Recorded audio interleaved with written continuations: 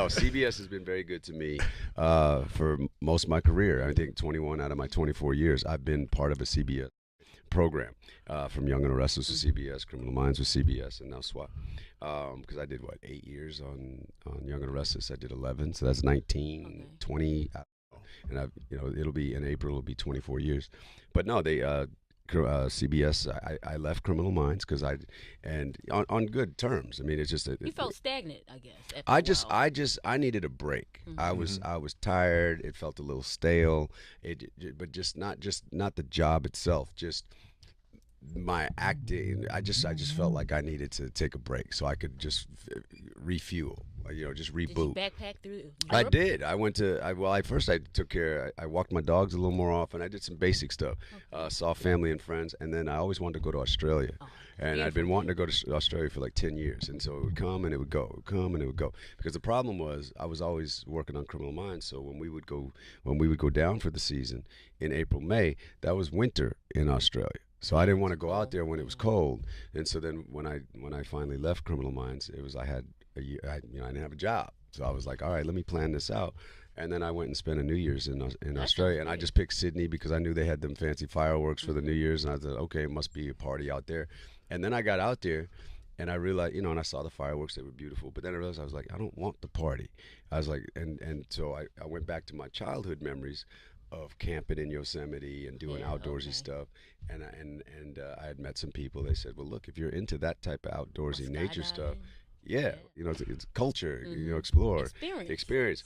And so we went out to what's called the Blue Mountains, and I was out there for like 4 or 5 days and up close with kangaroos and hiking in the rainforest. I put my phone down, gadgets down. I let my beard grow, my hair grow. I just made sure I had some clean drawers, some clean socks. What they told me, and maybe it was false confidence, they said, all we got is kangaroos. We got something called a wombat. We got snakes and spiders. So I was like, there's no lion, there's no bear, there's none of that. And they told me the kangaroos won't mess with you unless you go after the joeys. The joeys are their little babies. So I literally was this close, from me to you, to a kangaroo who's 6 foot. But I'm like, I had this false sense of confidence where I just was like calm, and they would look at me and do their kangaroo stuff. Because when you've never seen an animal ever, you can see it on video, but when you see it in person, you're like, damn, it's for real. And they, and they got these big tails, these big feet, and they hop. I mean, they must hop, 15 feet when they get going, 15, 20 feet.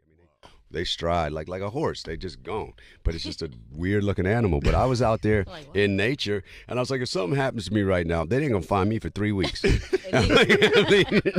So it was, but yeah. So, but all of that, I needed that. I wanted that, just to kind of Time out. Yeah, just time out and just enjoy other parts of life. And then I got an email from Sean Ryan. I got a call from CBS, and they brought up this concept of SWAT, and I said, okay, well, I don't just want to be on a TV show, so it's not just about being on TV. Did you hang around a lot of cops or To police? prepare for But the to get the job, it was like, what is your vision of it? And then they were like, no, this is going to be authentic. It's going to be entertainment. It's going to be a good time. But we want to deliver some current, relatable, relevant messages while having a good time and showing cops being cool again, but also showing the human side of cops, trying to bridge the gap of dissension and fear and distrust between civilians and cops because of all that's been going on over the past couple of years. Did you get trained by law enforcement? We got trained by LAPD SWAT and San Diego PD SWAT, SEAL Team 6.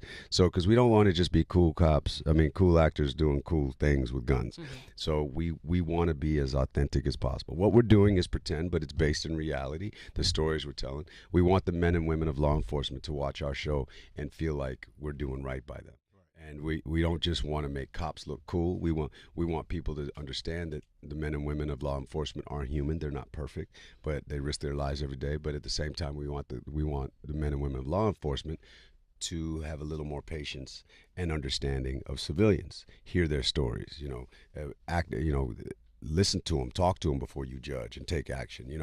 So is a TV show going to fix the issues that are going on in society and around the country and around the world? No, but if we can create a conversation, if we can create a debate, if we can create a little more patience, more of a unified temperament, I think that's that's pretty strong, and that's progress. We've talked about cyberbullying. This week's episode coming up is domestic terrorism, right? But we hit all these relevant topics, and we have these, togetherness, human element messages, but we try to do it without preaching.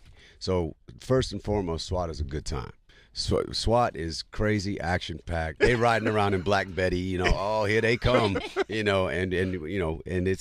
doing it, but then you see the camaraderie of the team. You see the human element of the team. Then you see, my character Hondo really wants law enforcement to change. It wants the system to change the way that it deals with getting justice.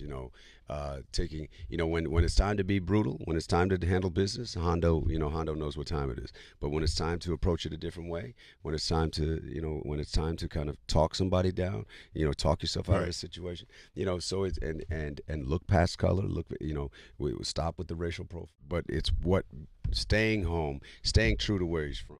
It's what that represents in his consciousness of what he's trying to, why he became a cop. He didn't sell out. He's just like his daddy told him, if you want things to change, you got to be a part of the change. So he didn't become a cop. So from the streets, it's like, oh, you sold out. He's like, no. The only way they're going to treat us different is if we can get in there and change the mindset. And that's what Hondo's trying to do. Right. Okay. Much love, y'all. Thank Much you. love.